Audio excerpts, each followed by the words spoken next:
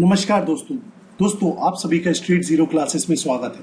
दोस्तों मैं आप सभी के लिए लेकर आया हूं एक इम्पॉर्टेंट लेक्चर हमारे एंशिएंट हिस्ट्री के मॉड्यूल में। दोस्तों इस मॉड्यूल को हम लोग जो डिस्कशन करेंगे वो एंशिएंट एंड मेडिवल हिस्ट्री की ये जो टीएमएच की बुक है उससे हम लोग इसको डिस्कस करेंगे। और अगर एज फार एज इसके अगर हम ऑब्जेक्टिव की बात करें, गोल की बात करें कि why are we discussing this, तो जो हमारे फर्स्ट टाइम व्यूअर हैं उनको मैं बताना चाहूंगा, एक तो इस बुक में जो कवरेज किया गया है वो काफी लूसिड वे में किया गया है। सेकेंड ऑफ ऑल एंशिएंट और मेडिवल इंडिया के जो क्वेश्चंस होते हैं वो काफी सिग्निफिकेंट होते हैं हमारे किसी भी गवर्नमेंट एग्जाम में। That is why it is important to discuss ancient and medieval India. Third thing is ये जो पूरी लेक्चर आज का लेक्चर है या फिर जो पूरी लेक्चर सीरीज रहेगी, it will help you in quick revision. And fourth is to make your preparation holistic and complete. Fine. ये जो पूरा लेक्चर सीरीज रहेगा एंशिएंट हिस्ट्री के मॉड्यूल का, या फिर इस लेक्चर की बात करें तो it is going to help you in all your exams. फिर आप किसी भी गवर्नमेंट एग्जाम की प्रिपरेशन कर रहे हो, मैटर नहीं करता। And second of all it is going to help in each stage, फिर चाहे वो प्रीलिम्स वाली स्टेज हो यानी ऑब्जेक्टिव क्वेश्चंस वाली स्टेज हो या फिर मेंस वाली स्टेज हो। इसमें जो मैंने कंटेंट को एक्सप्लेन करूंगा वो दोनों ही पॉइंट ऑफ व्यू से रहेगा। Is that clear? और कंप्लीट रहेगा तो आपको कहीं से कुछ और पढ़ने की जरूरत बिल्कुल भी नहीं है। दोस्तों इस स्लाइड से आप मेरे बारे में जान सकते हो, एक छोटा सा ब्रीफ दिया हुआ है मेरे बारे में, please go through that. And दोस्तों मेरा नाम है आलोक गुप्ता। दोस्तों लेक्चर में आगे बढ़े उससे पहले सारे व्यूअर्स को बताना चाहूंगा कि ये जो पूरा मॉड्यूल है इसको अपलोड किया गया है www.streetzero.in पे। तो इसके सारे लेक्चर्स या मॉड्यूल को या फिर कोई अगर आप क्विज प्रैक्टिस करना चाहते हो तो इन लेक्चर से रिलेटेड जो क्विजेस हैं वो भी मैंने वहां पे अपलोड कर रखी है। उसके अलावा बहुत सारे और भी इंटरेस्टिंग मॉड्यूल्स हैं तो आप जाके देख सकते हैं www.streetzero.in पे। अगर कहीं पे कोई क्वेरी आती है तो आप इस नंबर पे कॉन्टेक्ट कर सकते हैं 0844702277। Is that clear? And in order to get additional benefit आप इस रेफरल कोड का इस्तेमाल कर सकते हैं T/alok/137। तो now having said that let's start today's lecture. और दोस्तों आज की जो ये लेक्चर है इसका मेन टॉपिक क्या रहेगा तो वो ये रहा।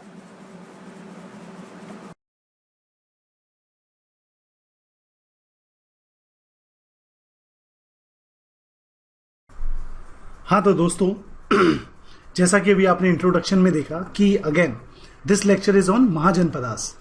ये महाजनपदा के ऊपर दोस्तों हमारा थर्ड लेक्चर है, महाजनपदास। तो महाजनपदास के ऊपर ये हमारा थर्ड लेक्चर है। अगर हम बात करें महाजनपदास वो वाला एरिया है, वो वाला टाइम है हमारा 6th BC से जो शुरू होता है टिल 3rd BC। और अगर हम एंशिएंट हिस्ट्री की बात करें तो ये वो वाला टाइम पीरियड है जहां पे जो इंडियन सब कॉन्टिनेंट की पॉलिटिकल हिस्ट्री है वो स्पेशली मार्क्ड है वॉर और कॉन्क्वेस्ट। मतलब इस टाइम पे बहुत ज्यादा लड़ाइयां वगैरह हुई हैं। लास्ट लेक्चर में हमने बात की थी कि किस तरीके से जो मगध है वो एक सोवरेन के तौर पे मगध एम्पायर जो है वो स्थापित होता है। किस तरीके से मगध एम्पायर में आपकी हरनक्या डायनेस्टी आती है, शिशुनाग डायनेस्टी आती है, नंदा डायनेस्टी आती है और फाइनली आती है आपकी मौर्यन डायनेस्टी, जिसके बारे में हम नेक्स्ट लेक्चर में पढ़ेंगे। फिर हमने बात की थी मगध एम्पायर के अलावा अगर हम नॉर्थ इंडियन सबकॉन्टिनेंट की बात करें तो जो नॉर्थ वेस्ट इंडिया था वहां पे जो आपके महाजनपदास हुआ करते थे, गांधार, कंबोज, तो ये वाले जो एम्पायर हैं ये एम्पायर्स आपके मगध एम्पायर के अंडर में नहीं आ पाए थे। और यहाँ के जो एम्पायर थे उनके बीच में आपस में लड़ाई चल रही थी। तो इनकी पॉलिटिकल डिसयूनिटी का फायदा उठाते हुए पर्शियन या ईरानियन एम्पायर्स ने इनके ऊपर कॉन्क्वेस्ट किया। सबसे पहले साइरस आए, फिर डेरियस आए, तो इन लोगों ने यहाँ पे हमला किया। फाइनली 327 या 326 BC में अलेक्जेंडर अपना इन्वेजन करते हैं, क्योंकि ये ऐसा बोला जाता है जो 4th BC वाला जो टाइम था, 4th BC वाला जो टाइम पीरियड था उस टाइम पे ग्रीक्स और ईरान यानी पर्शियन एम्पायर्स के बीच में सुप्रीमेसी के लिए दुनिया भर में लड़ाई चल रही थी। तो फिर अलेक्जेंडर ने कुछ चीजों को नोटिस किया। उसने एक तो पता है इंडिया की वेल्थ के बारे में, इंडिया के कल्चर के बारे में काफी सुन रखा था। उसके अंदर बहुत ज्यादा इच्छुकता थी कि भैया वो इंडिया को देखे। एक वो भी कारण था, इंडिया की वेल्थ के बारे में बहुत कुछ सोच रखा था। प्लस यूरोप से इंडिया आने के लिए सिर्फ उस टाइम पे सी रूट हुआ करते थे। तो उसने सोचा क्यों ना जमीन का रास्ता ढूंढा जाए। एक वो भी कारण था। उसके अलावा पॉलिटिकल डिसयूनिटी देख रखी थी, उसने कहा कि भैया इंडिया का जो नॉर्थ वेस्ट इंडिया है वहां पे तो पॉलिटिकल डिसयूनिटी है, तो क्यों ना इसका फायदा उठाया जाए। तो फाइनली वो 327 के दौरान वो आता है और इंडिया पे इन्वेजन करता है। इंडिया में उस टाइम पे इंडिया के जितने भी राजा वगैरह थे उन सब ने तो बड़े आसानी से उसके सामने हथियार डाल दिए और अलेक्जेंडर से लड़ाई नहीं की। लेकिन एक राजा हुआ करते थे पोरू, जिनको हिंदी में पोरू बोलते हैं या इंग्लिश में पोरस के नाम से आप समझ लीजिए। तो पोरस के साथ उनकी लड़ाई होती है झेलम नदी के तट पे। उस टाइम पे झेलम को बोला जाता था हायदस्पस। इस नदी के तट पे उनकी लड़ाई होती है और पोरस की बहादुरी को देखते हुए अलेक्जेंडर पोरस को दोबारा से उनका राज्य लौटा भी देता है और उनको दोबारा से उनका राजा बना देता है, लेकिन वो under the service of Alexander के तौर पे काम करेगा। अब जैसे ही अलेक्जेंडर आगे बढ़ता है तो उसके जो सोल्जर्स वगैरह थे वो काफी थक चुके थे, ठीक है, और वो आगे नहीं बढ़ना चाहते थे। तो फिर अलेक्जेंडर क्या करता है, जो ब्यास नदी थी, ब्यास नदी को मार्क करता है कि भैया यहां तक मैं आया था, और इस मार्क को करने के लिए वो यहां पे 12 स्टोन के स्टैचूज बनवाता है और ये इंश्योर करता है कि भैया ताकि लोगों को, आने वाले लोगों को पता चले कि अलेक्जेंडर यहां तक आया था। और इसके बाद वो वापस जाता है। जब वो वापस जा रहा होता है तो उसकी लड़ाई वगैरह भी होती है, जो रास्ते में उसको और लोग मिलते हैं और राजा वगैरह मिलते हैं, और फाइनली 323 में बेबीलोन में उसकी डेथ हो जाती है। तो ये थी अलेक्जेंडर के इन्वेजन की कहानी इंडिया में। हमने ये भी देखे क्या कारण थे, उस कारण के अलावा अलेक्जेंडर ने कहां तक लड़ाई की और कहां पे उसकी डेथ हुई। यहां पे अगर आप देखेंगे तो यहां पे कुछ कैपिटल वगैरह, ये सिटीज वगैरह के बारे में बताया गया है जो कि अलेक्जेंडर के द्वारा स्थापित की गई थी। जैसे कि एक अलेक्जेंडरिया थी, बूसेफाला और निकाय, ये सारी सिटीज हैं जो कि अलेक्जेंडर के द्वारा स्थापित की गई थी। अब बात करना था आज के लेक्चर में, जो आज का लेक्चर हमें शुरू करना है वो करना है अलेक्जेंडर का जो इन्वेजन हुआ इंडिया के ऊपर, हमला हुआ, उससे इंडिया के ऊपर क्या इफेक्ट पड़ा। तो सबसे पहली और सबसे इंपॉर्टेंट बात, अलेक्जेंडर का जो इन्वेजन होता है इंडियन सब कॉन्टिनेंट के ऊपर, ये ऐसा सबसे पहला मौका था जब एंशिएंट इंडिया एंशिएंट यूरोप के कांटेक्ट में आता है। तो सबसे अच्छी बात कि एंशिएंट इंडिया और एंशिएंट यूरोप जो है अब वो कांटेक्ट में आ चुके हैं। इस कांटेक्ट के क्या फायदे हुए, एक तो भैया डायरेक्ट कांटेक्ट स्थापित हो गया इंडिया और ग्रीस के बीच में। उसके अलावा जो अलेक्जेंडर के हिस्टोरियंस हुआ करते होंगे उस टाइम पे, उन्होंने अपने अकाउंट मेंटेन किए। उस अकाउंट, जो उनकी किताबें थी, जो उनके लिखावटें थी, उन लिखावटों से हमें इंडिया के बारे में भी काफी पता चलता है। इंडिया में किस टाइप का राज्य, कौन कैसे कैसे राजा हुआ करते थे, किस टाइप की सोसाइटी थी, तो इन सारी चीजों के बारे में काफी पता चलता है। तो अलेक्जेंडर के जो हिस्टोरियंस थे, that have left valuable geographical as well as historical chronological accounts of ancient Indian history. तो में एंशिएंट इंडिया के बारे में काफी पता चलता है अलेक्जेंडर के हिस्टोरियंस की राइटिंग्स से। उसके अलावा जो उस टाइम के सोशियो इकोनॉमिक डेवलपमेंट थी, सिचुएशन थी, स्टेटस था, उसके बारे में भी जो उस टाइम पे ट्रेवलॉग्स मेंटेन किए गए बहुत सारे सोल्जर्स के द्वारा या हिस्टोरियंस के द्वारा, उससे हमें उस टाइम के सोशियो इकोनॉमिक सिचुएशन के बारे में पता चलता है। जैसे कि एंशिएंट इंडिया में क्या सोसाइटल प्रैक्टिस थी, ऑटोनोमस सिटीज के बारे में पता चलता है जिनको हम लोग गणसंघ के नाम से जानते हैं, सती सिस्टम के बारे में पता चलता है, लड़कियों को मार्केट प्लेस में बेचा जाता था पुअर पेरेंट्स के द्वारा, उसके बारे में पता चलता है। इंडिया में जो ऑक्स यानी जो बैल होते हैं, बैल की कितनी अच्छी ब्रीड हुआ करती थी, उसके बारे में पता चलता है। इनफैक्ट इतनी अच्छी ब्रीड थी कि जो अलेक्जेंडर था उसने 2 लाख बैलों का ऑर्डर दिया था कि भैया इन बैलों को मैसेडोनिया में भेजो। तो आप समझ रहे हो पहली चीज क्या है, हमें एंशिएंट इंडिया की जो पॉलिटिकल हिस्ट्री है उसके बारे में पता चल रहा है। इंडिया और ग्रीस के बीच में रिलेशन स्थापित हुए, कॉन्टेक्ट स्थापित हुए, उस टाइम के हमें सोशियो इकोनॉमिक सिचुएशन के बारे में पता चल रहा है।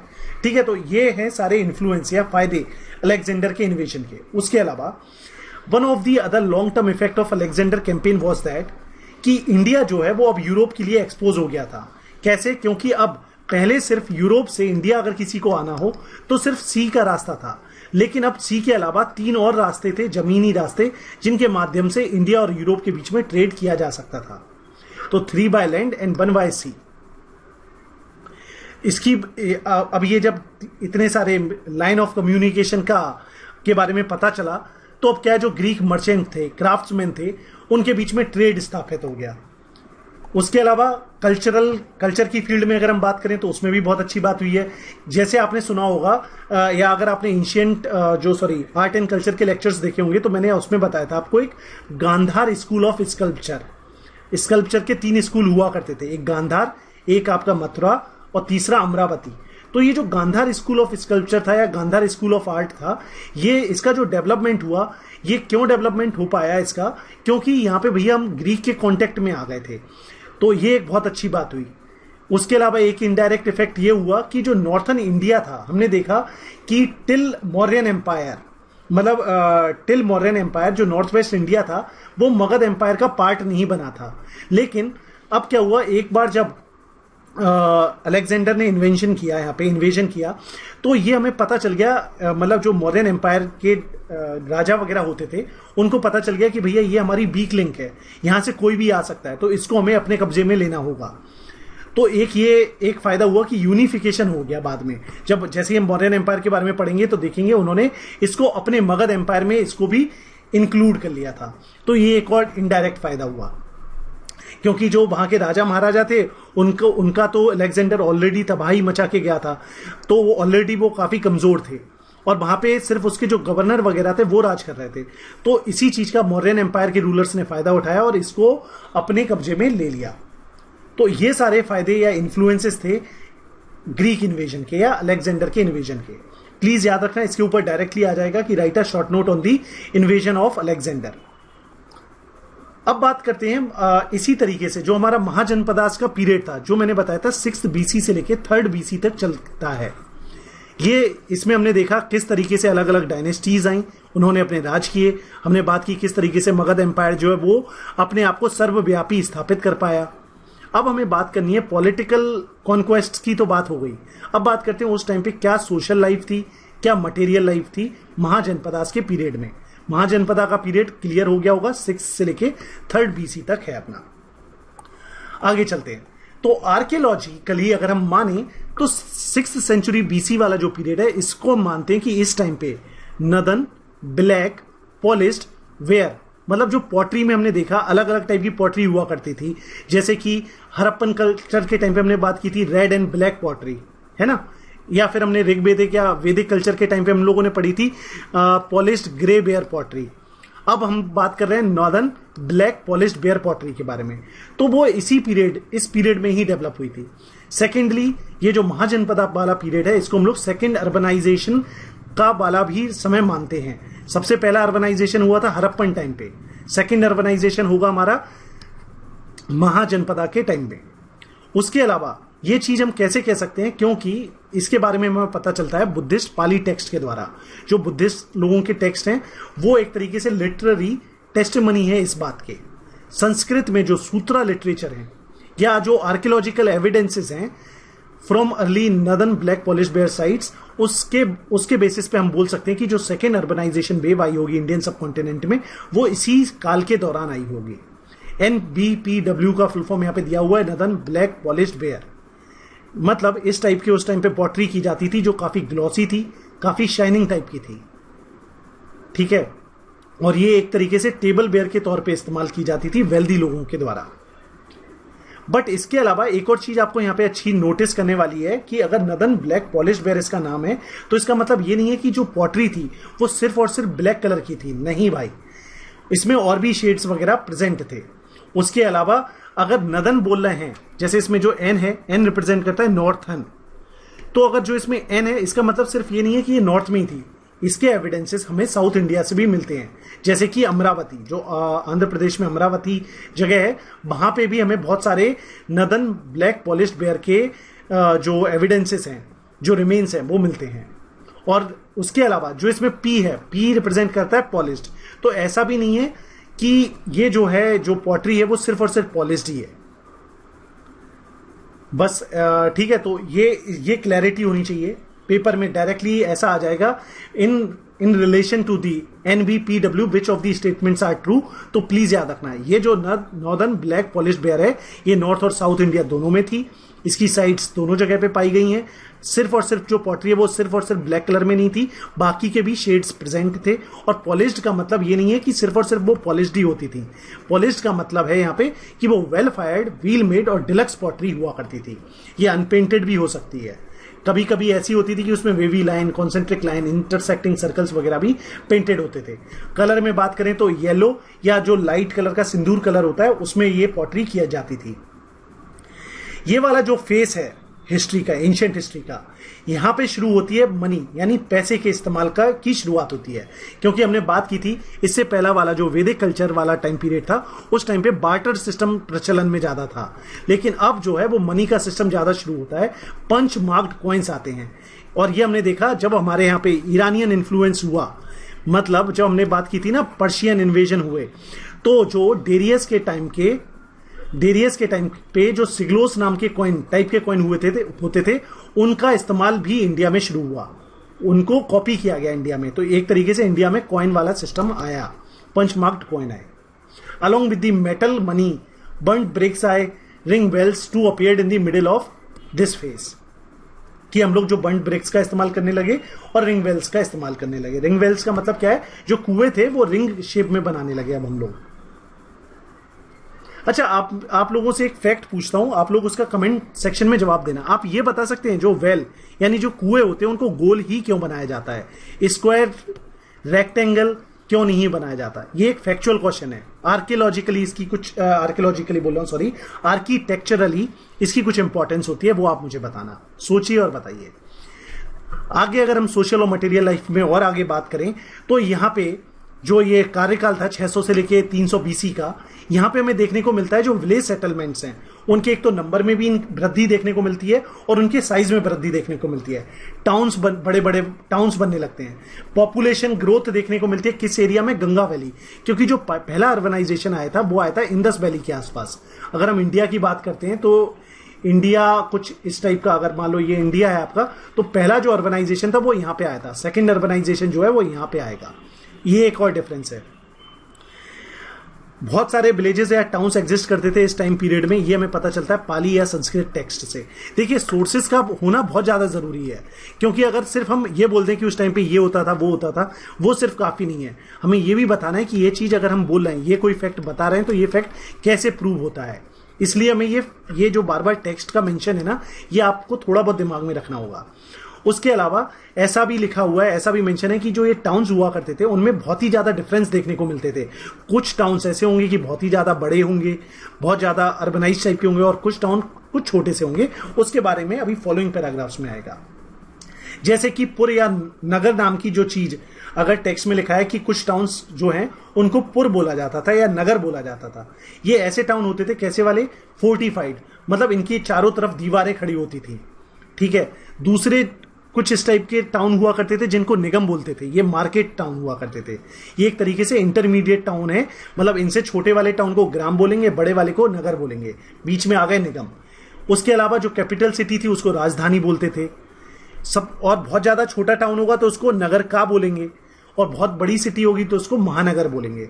तो ये है वेरिएशन अमंग दी टाउन्स। सबसे बड़े टाउन नगर हो गए, फिर निगम हो गए जहां पे मार्केट टाउन हुआ करते थे, ग्राम हो गया जिसको गांव बोलते थे, छोटे वाले टाइप के टाउन को हम लोग बोलते थे नगर का, और बड़ी सिटीज को बोलते थे महानगर।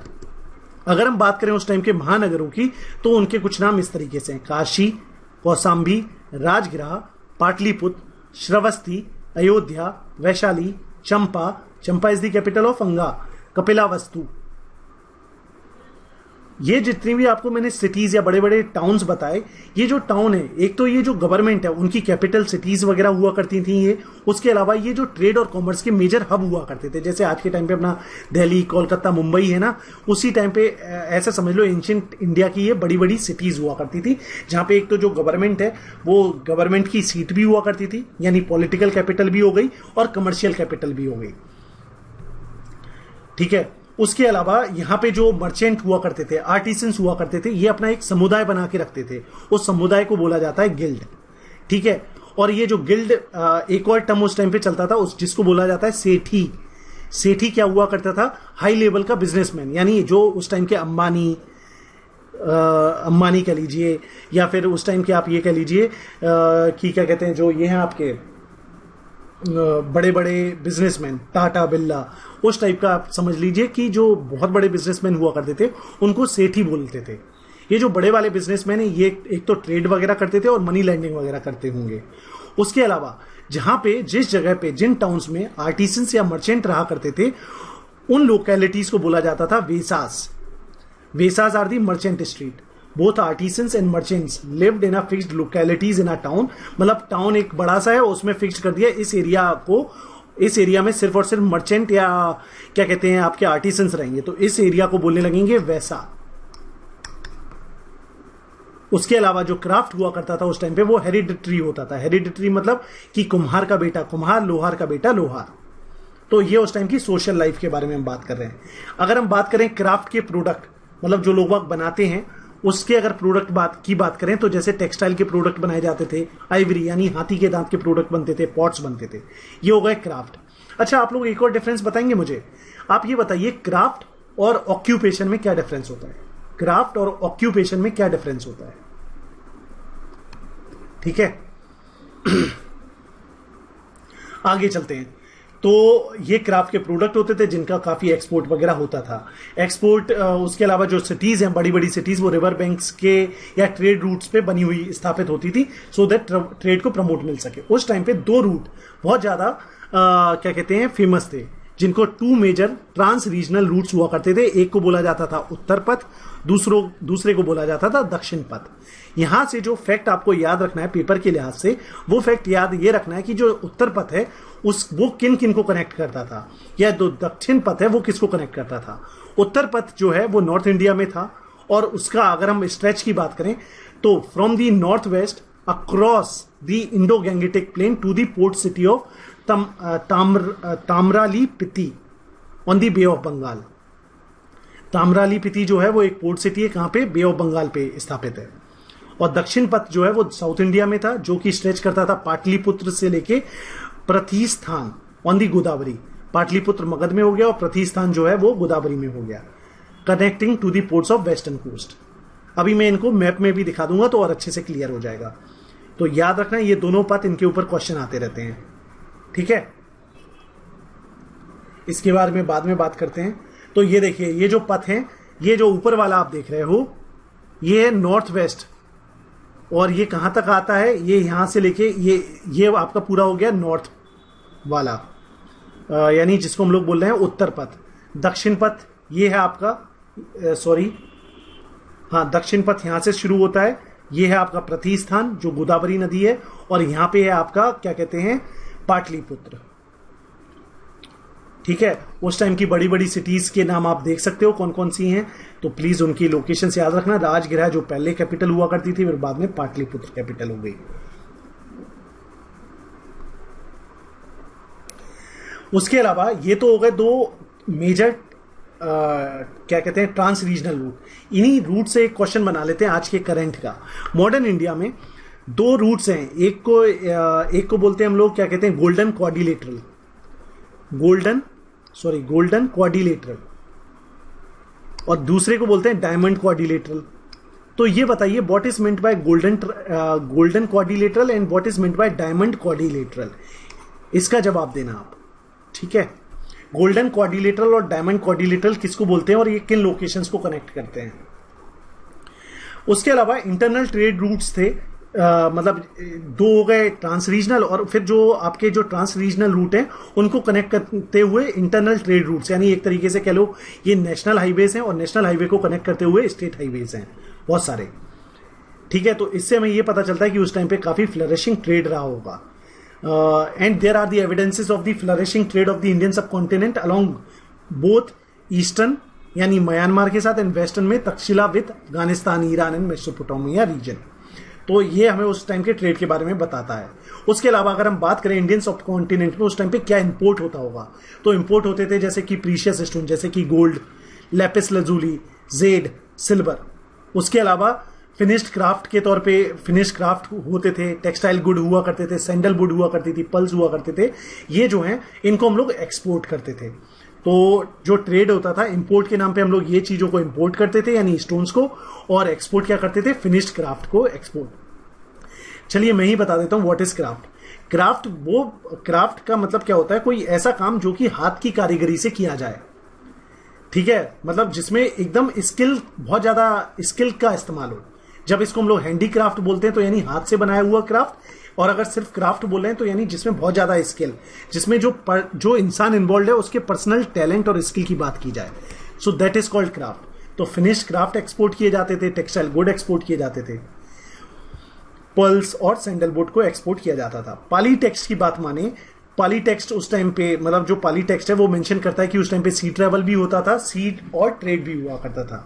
कस्टम ऑफिशियल्स को बोला जाता था कमीकास, टोल ऑफिशियल्स को बोला जाता था सोलाकिक या शुल्क अध्यक्ष, सोलाकिक या फिर शुल्क अध्यक्ष, और कस्टम ऑफिशियल यानी जो पानी के उधर जो टोल कस्टम वगैरह नहीं होता उसको कमीकास बोला जाता था। कमीकास और सोलाकिक ये लोग टैक्सेस को लगाते थे मर्चेंडाइज गुड पे। उसके अलावा स्पेशल रॉयल ऑफिशियल्स हुआ करते थे जिनको बोलते थे राजा भट्ट। ये एक तरीके से जो ट्रेवलर्स हैं उनकी लाइफ और प्रॉपर्टी को सेफगार्ड करने का काम इनका होता था, रॉयल ऑफिशियल्स का, जिनको हम लोगों ने बुलाया राजा भट्ट। उसके अलावा ट्रेड को फैसिलिटेट करने के लिए मनी का इस्तेमाल किया जाता था और उसको बोला जाता था निशाक, निष्का या फिर सतमान। तो मनी का इस्तेमाल किया जाता था ट्रेड को फैसिलिटेट करने के लिए। जो पहले के कॉइन हुआ करते थे वो पंच मार्क्ड हुआ करते थे, ठीक है। क्यों पंच मार्क क्यों बोलते थे, कि जैसे जो मेटल है उसको पिघला के एक ऐसे यहां पे रख दिया और उसको पंच किया और फिर वो सूख जाता है तो वो जो भी इंप्रेशन है वो उस पर छप जाता था, तो इसीलिए उनको पंच मार्क्ड कॉइन कहा जाता था। उस पर कुछ ना कुछ इंप्रेशन होता था, या तो हिल बना दिया, ट्री, बुल, फिश, क्रीसेंट या फिर एलिफेंट। और ये जो कॉइन हुआ करते थे, मेटल कॉइन्स हुआ करते थे, या तो ये सिल्वर के बने हुआ करते थे या फिर कॉपर के बने हुआ करते थे। पाली टेक्स्ट ऐसा बोलते हैं कि उस टाइम पे भैया मनी का जो है बहुत ही ज्यादा इस्तेमाल किया जाता था। वेजेस को भी पे करने के लिए मनी का ही इस्तेमाल होता था, ट्रेड में इस्तेमाल हो रहा है। उसके अलावा एक और टेक्स्ट है पन्नी का अष्टध्यायी, जिसमें वेज और वेज अर्नर्स के बारे में बात की गई है। वेज को वेतन बोला जाता है और वेज अर्नर को वेतनिका बोला जाता है, वेतनिका, ठीक है। तो प्लीज ये जितने भी संस्कृत के टर्म्स हैं इनको अच्छे से याद करते जाओ। व्हाट इज निष्का, व्हाट इज सतमान, ठीक है। अभी जैसे थोड़ी देर पहले मैंने एक टर्म बताया था सेठी, can you recall what is सेठी। सिमिलरली ये भी याद रखना, एंशिएंट इंडिया महाजनपदा पीरियड में व्हाट इज मेंट बाय नगर, व्हाट इज मेंट बाय निगम, व्हाट इज मेंट बाय ग्राम, महानगर का मतलब क्या है, उसके अलावा नगर का क्या होता है। ये सारे टर्म्स जो हैं संस्कृत टर्म, इनको प्लीज याद करते जाइए। उसके अलावा जो टाउन्स और विलेजेस हुआ करते थे ये एक दूसरे को सपोर्ट करते थे। जैसे कि टाउन में जो है नॉन एग्रीकल्चर वाले लोग रह रहे हैं और जो विलेजेस हैं वहां पे एग्रीकल्चरिस्ट रहते हैं, तो इंटरडिपेंडेंट था। पाली टेक्स्ट के हिसाब से, पाली टेक्स्ट में एक आता है आपका विनय पिटका। जैसे आपने पढ़ा होगा बुद्धिज्म में 3 टेक्स्ट हैं बहुत ज्यादा इंपॉर्टेंट है, एक है विनय पिटका, धम्म पिटका और तीसरा अभिधम्म पिटका, ठीक है ना। तो जो विनय पिटका है उसमें 3 टाइप के विलेजेस के बारे में बताया गया कि महाजनपदा में 3 टाइप के विलेजेस हुआ करते थे। पहले हुआ करते थे टिपिकल विलेजेस, दूसरे होते थे सबअर्बन विलेजेस और तीसरे होते थे बॉर्डर विलेजेस। इनमें क्या डिफरेंशिएशन था, जो टिपिकल विलेजेस थे यहाँ पे भैया अलग अलग कास्ट कम्युनिटी के लोग रहते थे और जो उस विलेज का, उस गांव का जो हेडमैन था उसको बोला जाता था ग्राम भोजका या ग्रामनी या ग्रामक, ग्राम भोजका या ग्रामी। और जो विलेज है उसमें एक कोई पर्टिकुलर मेजॉरिटी रहती थी, इस टाइप का उनका सिस्टम था। जो विलेज का हेडमैन हुआ करता था उसकी अच्छी खासी पोजीशन हुआ करती थी और राजा के साथ उसका डायरेक्ट उठना बैठना होता था। वो ही टैक्स को, जो टैक्स कलेक्शन का काम है वही देखता था, उसके अलावा लॉ एंड ऑर्डर का भी काम वही करता था। तो ये होगा टिपिकल विलेजेस। दूसरे टाइप के विलेजेस हुआ करते थे सबअर्बन विलेजेस। ये ऐसे विलेजेस थे जहां पे, इनको आप एक तरीके से समझ लो क्राफ्ट विलेज, मतलब जैसे बोलते हैं ना यहाँ पे ये कुम्हारों का गांव है या लोहारों का गांव है ना। तो यानी कोई पर्टिकुलर क्राफ्ट के लोग एक साथ मिलकर रहने लगते थे, जैसे कारपेंटर विलेज, तो उनको बोला जाता था वधाकी ग्राम। रीड मेकर्स विलेज, जिनको बोला जाता था नलकार ग्राम। सॉल्ट मेकर विलेज, जिसको बोला जाता था लोनाकार ग्राम। Chariot maker village. तो यानी कोई पर्टिकुलर क्राफ्ट को करने वाले लोग एक साथ रहने लगे और उस गांव को बोलते थे सबअर्बन विलेज या क्राफ्ट विलेजेस। ठीक है, तो ये एक तरीके से मार्केट का काम किया करते थे। और तीसरे विलेज हुआ करते थे बॉर्डर विलेजेस, जिनको हम लोग बोलते थे अरामिका ग्राम। अरामिका ग्राम, तो ये एक तरीके से मान लीजिए जो भी टेरिटरी है, जो भी उस टाइम पे स्टेट है, तो उसकी पेरिफ्री में जो गांव बने रहते थे उनको बॉर्डर विलेजेस बोला जाता था। यहाँ पे मेनली हंटर्स या फाउलर्स रहा करते थे, और ये सबसिस्टेंस मेथड यानी जो बहुत बेसिक तरीके हैं ना, उसके बेसिस पे जिंदा रहते थे। उसके अलावा जो विलेज लैंड है उसको डिवाइड किया जाता था कल्टीवेबल प्लॉट्स में, जो कि फैमिली वाइज डिस्ट्रीब्यूटेड होते थे, अलॉट किए जाते थे। ठीक है, कुछ फैमिली के पास बड़ी बड़ी लैंड होल्डिंग्स हैं, किसी के पास छोटी लैंड होल्डिंग्स हैं। और ये जो लैंड्स हैं, या तो उस पर फैमिली खुद ही कल्टीवेशन करती थी, या फिर बोलो एग्रीकल्चर लेबर्स को भी हायर कर लेते थे। रिच पीजेंट्स को बोला जाता था गहापति। तो याद रखना इस टर्म को, रिच पीजेंट्स को क्या बोला जाता था? गहापति। गहापति याद रखना, गहापति किसको बोल रहे हैं? रिच पीजेंट्स को। उसके अलावा इरिगेशन चैनल्स जो हैं वो कलेक्टिवली डग की जाती थी under the supervision of village headman. उसके अलावा टैक्स के तौर पे 1/6 जो प्रोड्यूस है वो भैया उनको टैक्स देना पड़ता था, रॉयल एजेंट उसको कलेक्ट करता था और राजा के पास जाता था। उसके अलावा पीजेंट और स्टेट के बीच में कोई इंटरमीडियरी नहीं था, यानी ना ही कोई जमींदार था ना जागीरदार था, तो कोई इस टाइप के कोई भी इंसान नहीं थे। उसके अलावा कुछ और गांव हुआ करते थे, उन गांवों को बोला जाता था ब्रह्मदया, ब्रह्मदयास। ये ब्रह्मदयास ऐसे कुछ विलेजेस हुआ करते थे जिनको राजा लोग ब्राह्मण्स को ऐसे डोनेट कर देते थे, ब्राह्मण्स को डोनेट कर देते थे, और उन विलेजेस को बोला जाता था ब्रह्मदयास। या फिर बिग मर्चेंट्स को दे दिया जाता था कुछ गांव, सो दैट वो अपनी वहां पे इंडस्ट्री वगैरह लगा सकें। ठीक है, तो अब अभी इस टाइम पे जो लैंड गवर्नमेंट के द्वारा जो ब्राह्मण्स को या बिग मर्चेंट्स को दिए जाते थे, अलॉट किए जाते थे, वो सिर्फ उनको इसलिए दिए जाते थे कि वहां से जो रेवेन्यू आ रहा है उसका इस्तेमाल कर लो, लेकिन उनकी कोई एडमिनिस्ट्रेटिव अथॉरिटी नहीं रहती थी। उसके अलावा इसी महाजनपदा के पीरियड में प्राइवेट प्रॉपर्टी का भी इमरजेंस होता है, नोशन ऑफ प्राइवेट प्रॉपर्टी। ठीक है, क्यों ये हमें कैसे पता चलता है? क्योंकि कुछ जो अगर आप किताबें पढ़ोगे तो उसमें पता चलता है कि भैया इस लैंड को किसी को गिफ्ट कर दिया, ये जमीन जो है वो किसी ने खरीद ली या बेच दी। तो इससे हमें समझ में आ रहा है कि जो लैंड है उसको प्राइवेट प्रॉपर्टी के तौर पे इस्तेमाल करने लगे।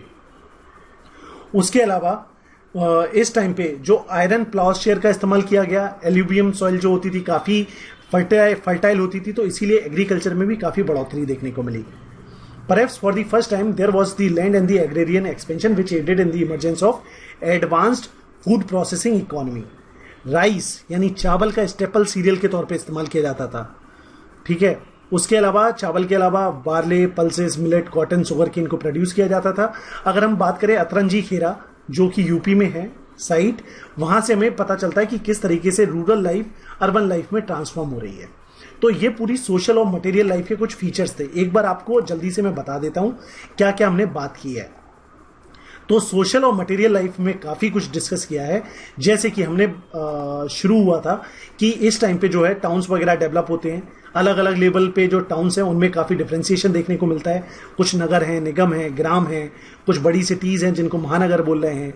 ठीक है, उसके बाद हम लोगों ने बात की कि जो आर्टिसंस वगैरह हुआ करते थे, मतलब सॉरी, ये जो सिटीज वगैरह होती थी वो कैपिटल सिटीज तो थी, उसके अलावा ये कमर्शियल सेंटर्स भी हुआ करते थे। बड़े बड़े बिजनेसमैन हुआ करते थे, उनको सेठ ही बोलते थे।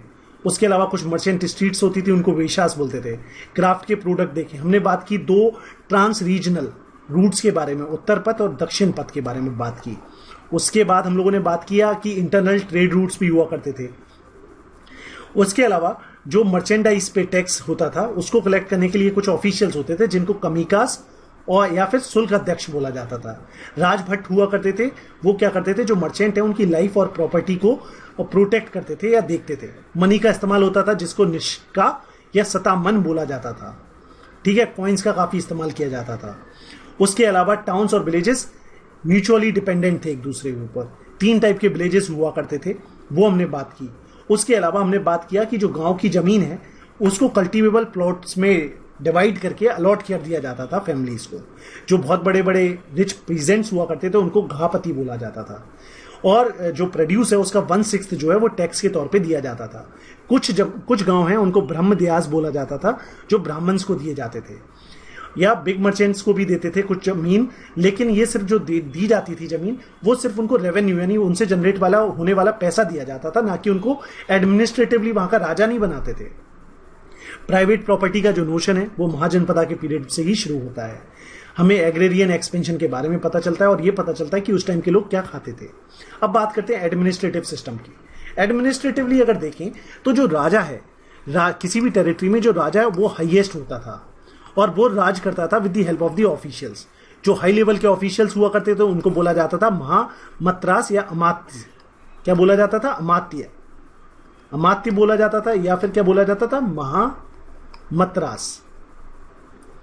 ये जो हाई ऑफिशियल्स हुआ करते थे या तो ये कोई एग्जीक्यूटिव फंक्शन करते थे, जुडिशियल फंक्शन करते थे या मिलिट्री वाले फंक्शन करते थे, जैसे कि या तो कोई जज होगा, चीफ अकाउंटेंट होगा, इस टाइप की चीजें।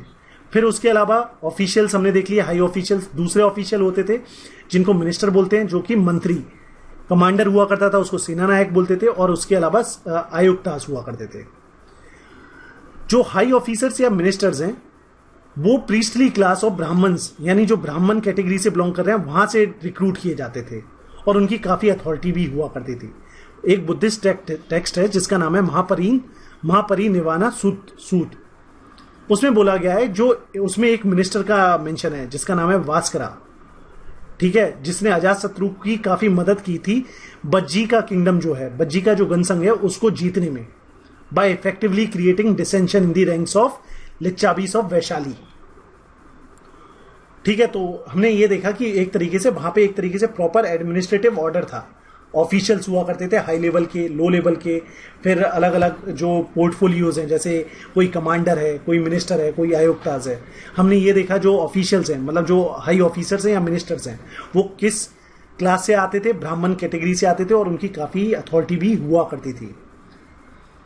ठीक है, उसके अलावा जो कोई स्टेट पावर है तो हम कैसे माने कि कौन सा स्टेट कितना स्ट्रांग है या वीक है, ये पता चलता था उस टाइम पे कि उसकी आर्मी जो है वो कितनी बड़ी है। और उसके अलावा आर्मी को सस्टेन करने के लिए काफी अच्छा फिजिकल सिस्टम हुआ करता था। बाली, हमने बात की थी जो अर्ली वैदिक पीरियड था उस टाइम पे जो ट्राइब के लोग हुआ करते थे वो वॉलेंटरीली, जो उस टाइप पे चीफ हुआ करता था उसको कुछ पैसे देता था, उसको बोला जाता था बाली। और फिर लेटर पीरियड में यही बाली को क्या कर दिया गया था? कंपलसरी बना दिया था, है ना। मतलब बाली के साथ साथ कुछ कंपलसरी टैक्स भी देने पड़ते थे। तो जो बाली है, voluntary payment made by the tribesman to the chiefs in the Vedic times became a compulsory payment. उसके अलावा कुछ स्पेशल ऑफिसर हुआ करते थे जिनको बोलते थे बाली साधक। बाली साधक क्या करते थे? ये जो बाली है जो कंपलसरी कर दिया गया उसको कलेक्ट करते थे। ठीक है, जैसे कि बताया कि जो जमीन है, जमीन का जो 1/6 1/6 जो हिस्सा है वो जाता था स्टेट के पास। उसके अलावा राइटिंग इन्वेंट हो गई थी, तो यानी अब प्रॉपरली टैक्स का कलेक्शन होता था, असेसमेंट होता था और उसका डॉक्यूमेंटेशन होता था। उसके अलावा टैक्सेस के अलावा अगर मान लीजिए जो टैक्स दे सकते हैं, जैसे पीसेंट्स हो गए, आर्टिशंस हो गए, ट्रेडर्स हो गए, वो तो टैक्स दे देते थे। और कभी कभी इनको फोर्स लेबर भी करना पड़ता था, मतलब जैसे कि जो राजा की जमीन है उस पर खेती बाड़ी करनी है या राजा के कुछ काम करने हैं तो फोर्स लेबर भी करवाया जाता था। जो पॉपुलर असेंबली हुआ करती थी वैदिक टाइम में, जिनको हम लोग सभा या समिति कहते थे, वो एक तरीके से खत्म हो गई। उसके अलावा एक और बॉडी आ गई जिसको परिषद बोलने लगे, और जिसमें सिर्फ और सिर्फ ब्राह्मण हुआ करते थे। ये परिषद जो है वो राजा को एडवाइजरी काउंसिल के तौर पे काम किया करती थी। तो ये एक और एडमिनिस्ट्रेटिव सेटअप हो गया। तो एडमिनिस्ट्रेटिव सेटअप ने हमने क्या बात की कि जो मेन क्या है, सेंट्रलाइज्ड अथॉरिटी है, राजा है सबसे ऊपर, राजा को असिस्ट करने के लिए अलग अलग लेवल के ऑफिशियल्स हैं, और फिर इन जो स्टेट है, इस स्टेट को की पावर कितनी है वो उसकी आर्मी से पता चलती है। आर्मी को असिस्ट करने के लिए पैसा चाहिए, ये पैसा कहां से आता था? बाली के फॉर्म में, बाली जो कि अब कंपलसरी बन चुका है। उसके अलावा राजा को असिस्ट करने के लिए काउंसिल, पहले जो सभा या समिति होती थी उनको हटा दिया गया है, अब बन गई है परिषद। और इस परिषद में रहते थे कौन? ब्राह्मण्स आते थे और वो राजा को एडवाइस करते थे। तो ये पूरा एडमिनिस्ट्रेटिव सेटअप है महाजनपदा पीरियड का। अब बात करते हैं हम लोग लीगल या सोशल सिस्टम की।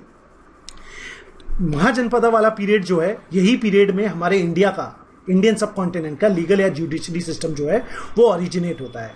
इससे पहले जो लोग थे वो ट्राइबल लॉ के द्वारा गवर्न किए जाते थे और कोई भी क्लास डिस्टिंक्शन नहीं थी। बट अब जैसे कि महाजनपदा पीरियड आया तो कास्ट ग्रुप, बर्ना सिस्टम, जो कि लेटर वैदिक पीरियड में बहुत ज्यादा रिजिड हो गया था, तो कास्ट ग्रुप होने लगे, बर्ना सिस्टम आ गया सोशल लाइफ में। तो इसीलिए अब जो लीगल सिस्टम भी है वो कुछ इस तरीके का हो गया कि कास्ट बेसिस पे हो गया। जो हायर बर्ना के लोग थे उनके ऊपर लाइटर पनिशमेंट होंगे और जो लोअर कास्ट के लोग होंगे उन पे हैवी पनिशमेंट इन्फ्लिक्ट किया जाता था। उसके अलावा सिविल और क्रिमिनल लॉ जो है वो बर्ना डिवीजन के हिसाब से डेवलप किया गया। हायर बर्ना को जो है वो उनको प्योर मानते थे और ऐसा एक्सपेक्ट करते थे कि वो उनका तो जो कंडक्ट है वो हाई लेवल का है, ठीक है, और जितनी भी डिसेबिलिटीज हैं वो शूद्रास पे लगाई जाती थी, ठीक है, और उनको ऐसा समझा जाता था सोसाइटी में वो सबसे नीचे हैं और उनके जो रिलीजियस है लीगल राइट्स है वो एक तरीके से बिल्कुल ही उनको बहुत ही कम राइट्स दिए जाते थे। अगर कोई शूद्रा कोई क्राइम करता था ब्राह्मण्स के खिलाफ तो उसको बहुत खतरनाक पनिशमेंट दिए जाते थे। अगर कोई ब्राह्मण शूद्रा के खिलाफ कोई काम कर दे तो कोई क्राइम कर दे तो उसको बहुत ही मामूली सा पनिशमेंट दिया जाता था। तो यानी आप देख रहे हो किस तरीके से जो लीगल सिस्टम है दैट इज बायस्ड या फिर that is according to the बर्ना सिस्टम। उसके अलावा जो क्रिमिनल जो जस्टिस सिस्टम था वो किस टाइप का था, रेट्रीब्यूटिव टाइप का था, कि मतलब अगर आप मेरी आंख फोड़ोगे तो मैं आपकी आंख फोड़ूंगा। रेट्रीब्यूशन में क्या होता है, eye for an eye, tooth for a tooth. तो इस टाइप का सिस्टम हुआ करता था और ये सिविल और क्रिमिनल लॉ को लेजिस्लेट या एडमिनिस्टर करने के लिए रॉयल एजेंट्स को अपॉइंट किया जाता था। तो ये तो हो गया लीगल सिस्टम। उसके अलावा जैसे कि हमने देखा कि भले ही सोशियो इकोनॉमिक डिस्पैरिटीज थी, लेकिन जो किनशिप यानी अगर आप किसी राजा के परिवार से बिलोंग करते हो तो वो वाला भी अभी भी कंटिन्यू था, eventually incorporated in the caste hierarchy. मतलब अगर आप मेरे क्या कहते हैं किनशिप का मतलब वो ये होता है कि आप मेरे कुल से बिलोंग करते हो तो आपको पर्टिकुलर राइट्स वगैरह मिलेंगे। तो एक्सटेंडेड किनशिप ग्रुप का भी फंडा लेके आए, नाती कुल यानी कुल का कॉन्सेप्ट एक तरीके से इंक्रीज हो गया कि आप मेरी अगर फैमिली से बिलोंग करते हो तो आपको कुछ पर्टिकुलर एडवांटेजेस मिलेंगे। तो कुल डिनोट दी एक्सटेंडेड पैट्रीलिनियल फैमिली, यानी जो पापा की साइड होती है उसको बोलेंगे कुल, कि आप एक ही कुल के बिलोंग करते हैं। और नातका बोलते हैं अगर जो आपकी मदर है, मदर की फैमिली की साइड के लोगों को बोलते हैं नातका। तो इस टाइप का सिस्टम डेवलप हो गया। While Natkas include relatives on both mother and father side. ठीक है। The importance of kinship ties can be gauged by the fact that although Buddhist monks were supposed to have renounced family types, monastic rules are bent to make alliance for them. ठीक है। उसके अलावा patriarchal control जो है वो increase हो गया। मतलब एक तरीके से जो फैमिली है वो मेल ओरिएंटेड हो गई और जो औरतें हैं वो सबऑर्डिनेशन में आ गई हैं। औरतों की सेक्सुअलिटी पे स्ट्रिक्ट कंट्रोल होने लगा, ठीक है। और जो प्रॉपर्टी का ट्रांसमिशन है कि बाप से जो प्रॉपर्टी है बेटे को ट्रांसफर होगी, तो पैट्रीलिनियल ट्रांसमिशन ऑफ प्रॉपर्टी शुरू हो गया, ठीक है। इसके अलावा एंडोगैमस कास्ट सिस्टम, यानी सेम ही कास्ट में आपकी शादी होगी। डिफरेंट ब्राह्मणिकल, बुद्धिस्ट और जैन टेक्स्ट ये बताते हैं कि जो औरतें हैं उनका स्टेटस काफी गिर गया था इन दी महाजनपदा पीरियड्स, और ऐसा एक्सपेक्ट किया जाता था कि औरतों को एकदम आइडियल कोड ऑफ कंडक्ट अपनाना है। ऑल्सो उनका जो रोल है वो भी एकदम क्लियर कट लैंग्वेज में डिफाइन कर दिया गया था। अब जो पेट्रियार्कल नेचर है हाउस होल्ड का जो इंक्रीज हो रहा था, तो इसीलिए क्या हुआ, सन के लिए प्रेफरेंस बढ़ती जा रही थी। मतलब जो महाजनपदा पीरियड है तो आप देखेंगे जो सन्स हैं उनको काफी इंपॉर्टेंट मानने लगे, क्योंकि अगर आप चाहते हैं कि आपके कुल का नाम आगे बढ़ता रहे तो लड़के का होना काफी जरूरी मानने लगे, क्योंकि जो लड़का होगा वही फ्यूनरी राइट्स, यानी बोलते हैं ना कि बाप को आग कौन देगा, पेरेंट्स को आग कौन देगा, तो लड़का। तो इस टाइप की चीजें बढ़ने लगी, ठीक है। सोसाइटी को 4 कास्ट या 4 वर्णा में डिवाइड कर दिया। तो ये सोशल सेटअप है कि ब्राह्मण, क्षत्रिय, वैश्य और शूद्र, ठीक है। और हर एक वर्णा के क्लियर कट फंक्शंस भी बता दिए, जैसे कि रूलर या वॉरियर्स होंगे तो वो क्षत्रिय क्लैन से होंगे, अगर आप टीचर हो या प्रीस्ट हो तो ब्राह्मणिकल ऑर्डर से बिलोंग करोगे, अगर आप पेजेंट्स हो या टैक्स पेयर हो तो आप वैश्या वाले ऑर्डर से आप बिलोंग करते हो। तो हर किसी को अपने ही वर्णा का जो फंक्शन है वही आपको करना होता था। उसके अलावा आप किसी दूसरी कास्ट में शादी नहीं कर सकते, ठीक है। मतलब स्पेशली तो आप ऐसा था कि जो अगर वैश्य वाला होगा तो वो शूद्र वाली कास्ट से शादी नहीं कर सकता, ऐसा था। मतलब भले ही ऊपर वाली कास्ट में हो जाए लेकिन नीचे वाली कास्ट में शादी नहीं हो सकती है। Shudras was not allowed to be appointed to any higher post and was meant to only serve the द्विज। द्विज का मतलब क्या होता है, ट्वाइस बॉर्न। तो वो जो ऊपर के 3 वर्णा थे, ब्राह्मण, क्षत्रिय और वैश्यास, उनको द्विज माना जाता था। तो ये था पूरा सोशल सेटअप हमारे महाजनपदा पीरियड का। तो एक एक करके हमने स्टार्टिंग से अगर बात करें पूरे महाजनपदा पीरियड की। तो हमने कैसे बात किया कि किस तरीके से क्या थे महाजनपदा, क्या थी उनकी टाइमलाइन, फिर वो 16 महाजनपदा कौन से, उनकी कैपिटल वगैरह सब कुछ डिस्कस कर लिया हमने, उनके राजाओं के नाम डिस्कस कर लिए, लोकेशन डिस्कस कर ली। उसके बाद हमने बात करी थी कि मगध एम्पायर किस तरीके से पावर पे आता है, मगध एम्पायर में कौन कौन सी डायनेस्टी आती हैं और वो कैसे एक्सपेंड करती हैं। फाइनली हमने बात की नॉर्थ वेस्ट इंडिया की कि वहां पे कौन कौन से इन्वेजन होते हैं, ईरानियन इन्वेजन होता है, ग्रीक इन्वेजन होता है, उसका हमने इन्फ्लुएंस देखा। फिर हमने बात की कि जो मगध एम्पायर था उस टाइम पे भैया कैसी सोशल लाइफ थी या मटेरियल लाइफ थी। हमने बात की पॉलिटिकल या एडमिनिस्ट्रेटिव सेटअप की। उसके बाद हमने बात कर ली कि उस टाइम का भैया सोशल सेटअप क्या था। तो इस तरीके से हमारा जो महाजनपदा वाला पूरा पीरियड है वो समाप्त होता है। अब इस बुक में कुछ क्वेश्चंस हैं और ये आपको स्टेट जीरो की वेबसाइट पे भी मिल जाएंगे जहां पे आप प्रैक्टिस कर सकते हो। देख रहे हो कितना सिंपल सा क्वेश्चन है अगर आपने ढंग से पढ़ा होगा। महामत्रास क्या है, ये भैया हाई रैंकिंग ऑफिशियल्स हैं। तो इस टाइप के बहुत इजी से। या फिर सेठी क्या है, तो ये वेल्दी लैंडलॉर्ड्स हैं। बाली साधक क्या है, ये आपके टैक्स कलेक्टर हैं। उसके घापति क्या है, आपका रिच मर्चेंट है या पेसेंट है। तो इतना इजी हो जाता है जब आप ढंग से पढ़ाई कर लेते हैं।